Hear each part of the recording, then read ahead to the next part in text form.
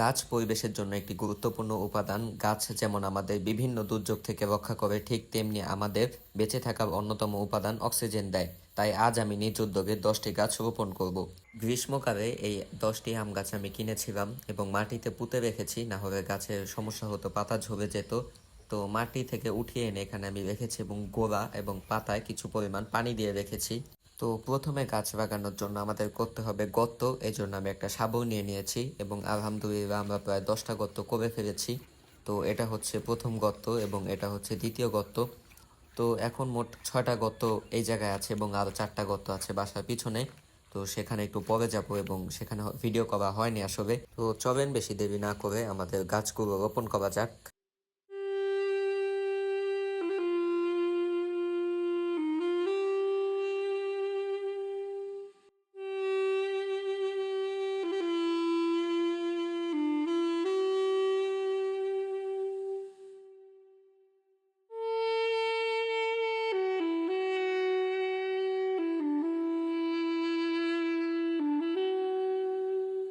আলহামদুলিল্লাহ সব গাছ লাগানো শেষ। তো আপনারাও চেষ্টা করবেন নিজের সাধ্যমতো গাছ লাগানোর। আপনার সামর্থ্য যদি একটি গাছ লাগানোরও থাকে, একটি গাছই লাগান। কারণ 10,000 জন যদি একটি করে গাছ লাগায় তাহলে 10,000 গাছ হবে। তো ভিডিওটি দেখার জন্য অসংখ্য ধন্যবাদ এবং যাওয়ার আগে আমাদের পেজে অবশ্যই একটি ফলো দিয়ে যাইয়েন এবং ভিডিওতে একটি রিঅ্যাক্ট দিয়ে কমেন্ট করে যাইয়েন। ধন্যবাদ আবারও।